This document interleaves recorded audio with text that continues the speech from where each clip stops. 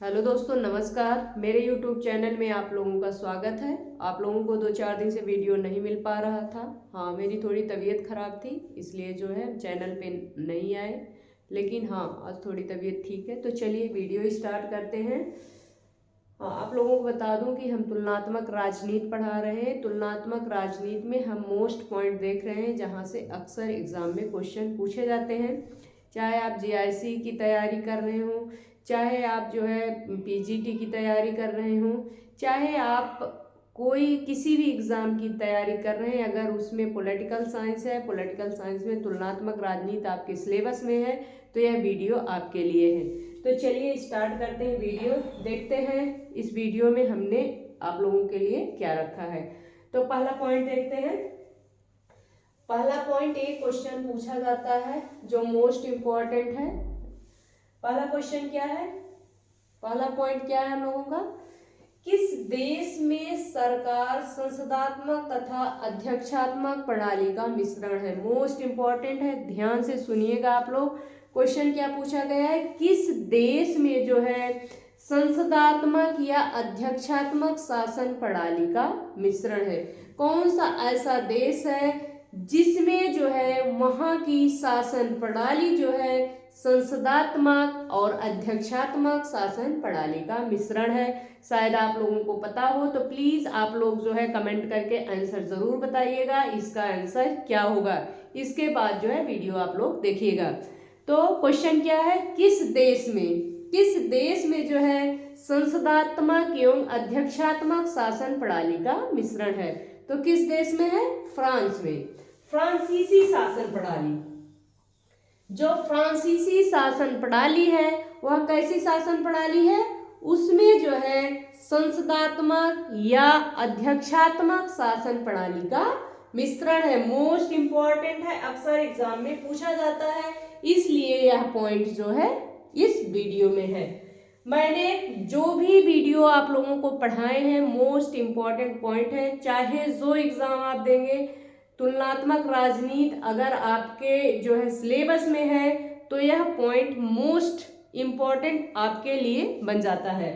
तो पहला क्वेश्चन क्या था? किस देश में सरकार जो है संसदात्मक एवं अध्यक्षात्मक शासन प्रणाली का मिश्रण है? तो फ्रांस देश ऐसा है जहां जो है संसदात्मक एवं अध्यक्षात्मक शासन प्रणाली का मिश्रण है, फ्रांसीसी शासन प्रणाली। चलिए इसको समझ लेते हैं। इसमें क्या होता है? जनता के द्वारा राष्ट्रपति का प्रत्यक्ष चुनाव होता है। इसमें किसमें? फ्रांसीसी शासन प्रणाली में जनता के द्वारा, किसके द्वारा? ध्यान दीजिएगा आप लोग, जनता के द्वारा किसका चुनाव होता है? राष्ट्रपति का। कैसा चुनाव होता है? अप्रत्यक्ष होता है, अप्रत्यक्ष होता है। राष्ट्रपति का चुनाव कैसा होता है? प्रत्यक्ष होता है। राष्ट्रपति का चुनाव जो है प्रत्यक्ष चुनाव होता है। किसके द्वारा? जनता के द्वारा। और ध्यान से सुनिएगा, और संसद में बहुमत प्राप्त करने वाले नेता को क्या किया जाता है? प्रधानमंत्री नियुक्त किया जाता है। और संसद में बहुमत प्राप्त करने वाले नेता को प्रधानमंत्री नियुक्त किया जाता है। किस शासन प्रणाली में? फ्रांसीसी शासन प्रणाली में। एक बार फिर से रिपीट करते हैं, फ्रांसीसी शासन प्रणाली में इसमें जनता जो है प्रत्यक्ष चुनाव के द्वारा क्या करती है? प्रत्यक्ष चुनाव के द्वारा राष्ट्रपति क्या करती है? राष्ट्रपति का चुनाव कैसे करती है? प्रत्यक्ष चुनाव से होता है। और संसद में बहुमत प्राप्त करने वाले नेता को, संसद में बहुमत प्राप्त करने वाले नेता को क्या नियुक्त किया जाता है? प्रधानमंत्री नियुक्त किया जाता है। संसद में बहुमत प्राप्त करने वाले नेता को प्रधानमंत्री नियुक्त किया जाता है। आप लोग समझ गए होंगे। पंचम गणराज्य के, ध्यान से सुनिएगा आप लोग, पंचम गणराज्य के संविधान, पंचम गणराज्य के संविधान 1958 के अंतर्गत दोहरी कार्यपालिका की व्यवस्था की गई। अक्सर एग्जाम में क्वेश्चन पूछा जाता है, ध्यान से सुनिएगा। पंचम गणराज्य, पंचम गणराज्य के संविधान 1958 ईस्वी के अंतर्गत दोहरी कार्यपालिका की व्यवस्था की गई। फ्रांस में प्रधानमंत्री और राष्ट्रपति जो है मिल बांट करके कार्यकारी शक्तियों का प्रयोग करते हैं। किस शक्तियों का? कार्यकारी शक्तियों का प्रयोग मिल बांट के कौन करता है?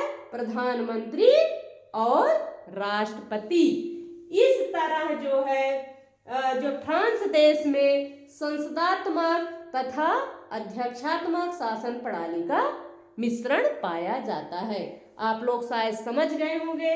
अगर जो है आपसे क्वेश्चन पूछा जाता है तो बहुत आराम से आप लिख भी सकते हैं और बहुत आराम से आंसर दे भी सकते हैं अगर बहुविकल्पी पूछा गया तो। एक बार फिर से रिपीट कर देते हैं। किस देश में सरकार जो है संसदात्मक तथा अध्यक्षात्मक शासन प्रणाली का मिश्रण है? तो फ्रांसीसी शासन प्रणाली ऐसी है जिसमें जो है संसदात्मक एवं अध्यक्षात्मक शासन प्रणाली पाई जाती है। इसमें जनता के द्वारा क्या किया जाता है? राष्ट्रपति का प्रत्यक्ष चुनाव किया जाता है और संसद में बहुमत प्राप्त नेता को क्या नियुक्त किया जाता है? प्रधानमंत्री नियुक्त किया जाता है। पंचम गणराज्य के संविधान 1958 के अंतर्गत दोहरी कार्यपालिका की व्यवस्था की गई। किसकी? दोहरी कार्यपालिका की व्यवस्था की गई।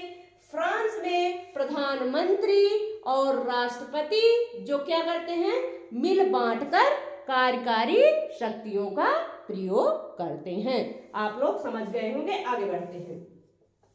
एक क्वेश्चन पूछा जाता है, सर्वप्रथम अपने संविधान के भाग के रूप में राज्य के नीति निर्देशक सिद्धांतों को किसने सम्मिलित किया? क्वेश्चन क्या है?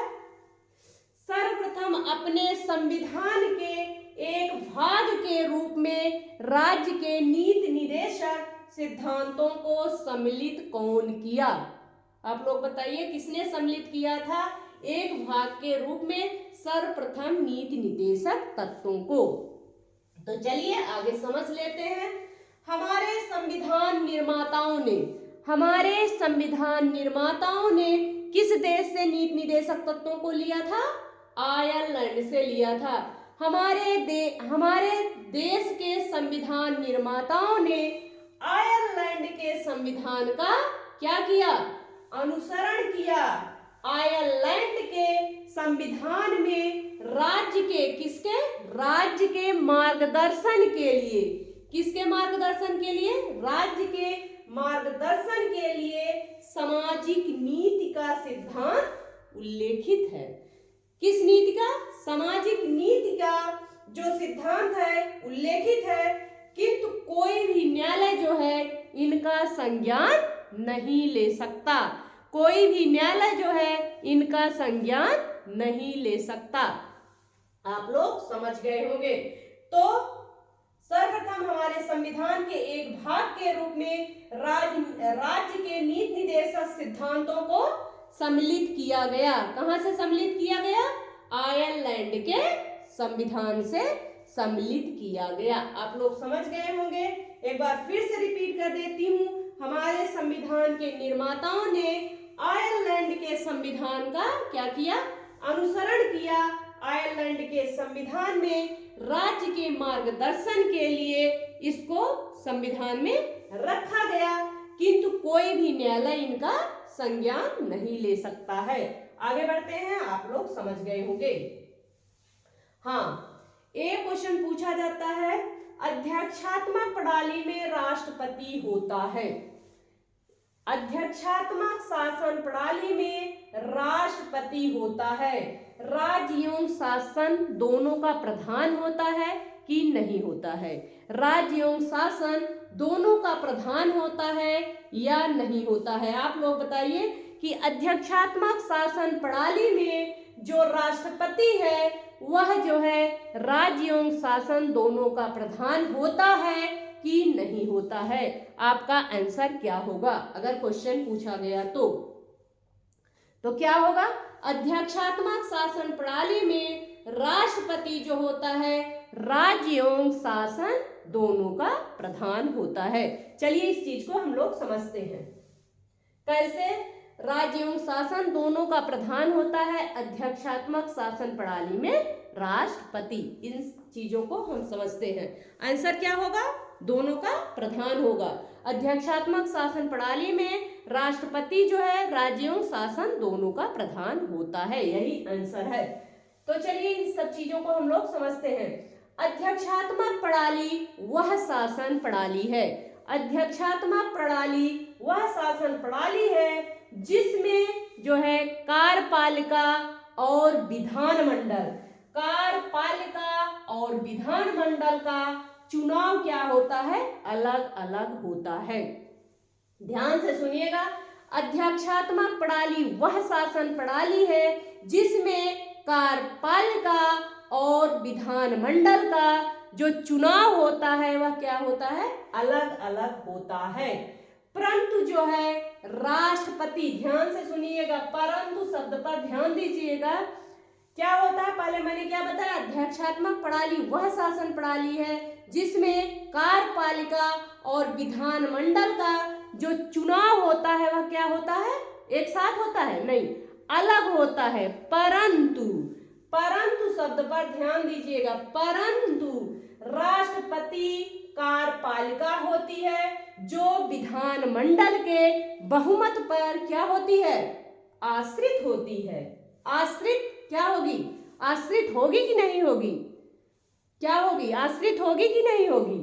क्वेश्चन आप लोगों से है, राष्ट्रपति क्या होता है, कार्यपालिका होती है जो विधानमंडल के बहुमत पर क्या होगा, आश्रित होगी कि नहीं होगी, आश्रित नहीं होती है। राष्ट्रपति कार्यपालिका होती है जो विधानमंडल के बहुमत पर क्या होगी, आश्रित नहीं होती है। राष्ट्रपति ही राज्य एवं शासन दोनों का प्रधान होता है, राष्ट्रपति राज्य एवं शासन दोनों का प्रधान होता है। कार्यपालिका जो राष्ट्रपति होती है वह विधानमंडल के बहुमत पर आश्रित नहीं होती है। आप लोग समझ गए होंगे। आगे बढ़ते हैं।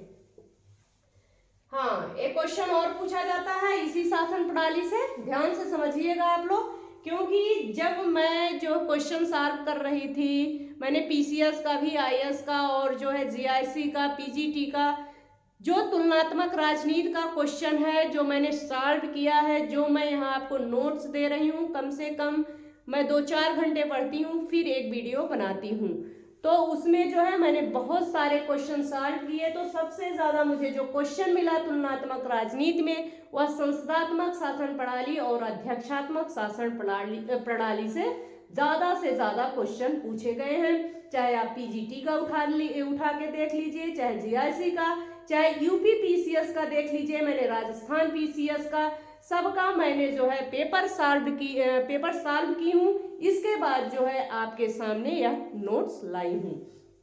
तो सबसे ज्यादा जो मुझे क्वेश्चन मिला है वह जो है अध्यक्षात्मक और संसदात्मक शासन प्रणाली से है, इसलिए मैं बार बार इन चीजों को रिपीट कर रही हूँ जिससे आपके दिमाग में बिल्कुल सेट हो जाए। तो चलिए देखते हैं, आपको तो पता ही होगा अध्यक्षात्मक शासन प्रणाली क्या है, संसदात्मक शासन प्रणाली क्या है। मुझे बिल्कुल आशा और विश्वास है, क्योंकि अगर आप पीजीटी जीआईसी की तैयारी पॉलिटिकल साइंस से कर रहे हैं तो बिल्कुल आपको पता होना चाहिए। अगर नेट की भी तैयारी कर रहे हैं तो यहाँ नेट भी मैं पढ़ा रही हूँ, तो बिल्कुल आपको पता होगा। तो चलिए स्टार्ट करते हैं, देखते हैं कौन सा पॉइंट। हाँ, अध्यक्षात्मक शासन का सैद्धांतिक आधार क्या है। अध्यक्षात्मक शासन का सैद्धांतिक आधार अगर पूछा गया तो आपका आंसर क्या होगा। अध्यक्षात्मक शासन प्रणाली का सैद्धांतिक आधार क्या है, शक्तियों का पृथक्करण। पिछले वीडियो में भी मैंने बताया है इसको। अध्यक्षात्मक शासन का सैद्धांतिक आधार क्या है, शक्तियों का पृथक्करण, शक्तियों का पृथक्करण। क्योंकि यह कार्यपालिका, विधानमंडल और न्यायपालिका क्या करती है, अलग अलग काम करती है, एक साथ मिलकर काम नहीं करती है। कैसे करती है, अलग अलग अपने अपने क्षेत्र में कार्य करती है। इनकी शक्तियां क्या होती हैं, बटी होती हैं। तो इस प्रकार अगर क्वेश्चन पूछा गया अध्यक्षात्मक शासन का सैद्धांतिक आधार क्या है, तो क्या होगा, शक्तियों का पृथक्करण। शक्तियों का पृथक्करण के सिद्धांत पर यह आधारित है। कौन, अध्यक्षात्मक शासन प्रणाली। इसके जनक कौन है, मॉन्टेस्क्यू। जनक कौन है, मॉन्टेस्क्यू। अपनी पुस्तक स्पिरिट ऑफ लॉज, पहली बात तो spirit of laws most important book है, यह किसकी है, मॉन्टेस्क्यू की है। मॉन्टेस्क्यू ने इसमें जो है शक्ति पृथक्करण के सिद्धांत का वर्णन किया है। तो जो मॉन्टेस्क्यू की पुस्तक का नाम क्या है, स्पिरिट ऑफ लॉज, इसका विवेचन किया है।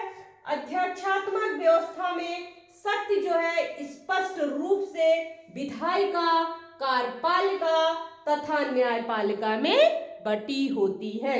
किसमें, कार्यपालिका, विधायिका तथा न्यायपालिका में बटी होती है।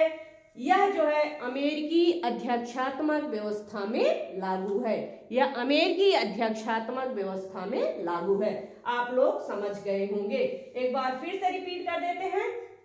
अध्यक्षात्मक शासन का सैद्धांतिक आधार क्या है, शक्तियों का पृथक्करण है। इसके जनक मॉन्टेस्क्यू हैं। इनकी पुस्तक का नाम है स्पिरिट ऑफ लॉज, जिसमें इन्होंने शक्ति पृथक्करण का सिद्धांत दिया है। अध्यक्षात्मक शासन व्यवस्था में जो होता है कार्यपालिका, विधायिका और न्यायपालिका की जो शक्तियां होती हैं वह बटी होती हैं।